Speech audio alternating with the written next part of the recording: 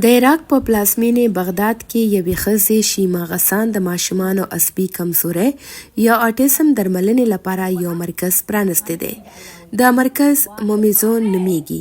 د شیما خپل 2 بچي هم د اټیزم ښکار دي، نو ځکه یې پریکړه وکړه چې نورو خلکو ته د یادې طبي مسئلې څخه د بچ کېدو لړکې پوهاوی ورکړي او د اټیزم ښکار ماشومانو درملنه وکړي.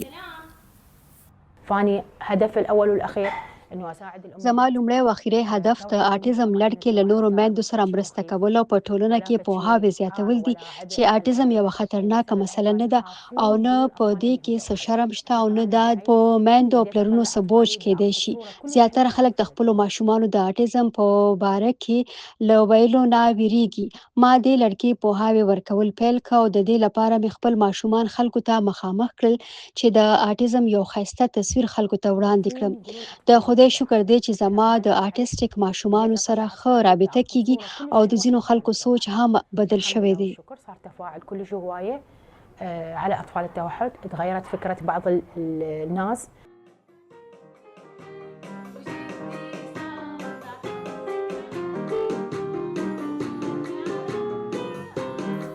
د اټیزم یا عصبي کمزورۍ نښې په یو ماشوم کې دا وي چې هغه به له نورو خلکو سره رابطه کمه وي او یا به دا ډیره محدوده وي او ځینو ته په خبرو کې ستونزې وي، یعنی الفاظ یا جملې به تکراروي او یا چې څه ویل غواړي هغسې یې نشي بیانولی. د اټیزم ښکار ماشومانو یوه نښه دا هم کیدی شي چې هغې د رڼا، تیز اواز، بصیر د حالاتو په وړاندې رد عمل کم کوي. خو ډاکټران وایي چې اټیزم یا عصبي کمزوري یوه داسې طبي مسئله ده چې که میندې او پلرونه ماشوم ته سم پام وکړي نو امکان دی چې ماشومان له دغې مسئلې څخه راوتی شي. د خدای شکر دی ما خپله لور دلته راوسته. څو میاشتې پس مې کتل چې په لور کې مې ډېر ښه بدلون راغلی و، یعنی د هغې خلکو سره رابطه او خلکو ته کتل ډېر سم شوي دي. زما لور هغه ټولې طریقې کاروي چې ورته په دې مرکز کې ښوول کیږي. د خدای په فضل زه د دې مرکز او د ډاکټرانو په ښوونو عمل کوم.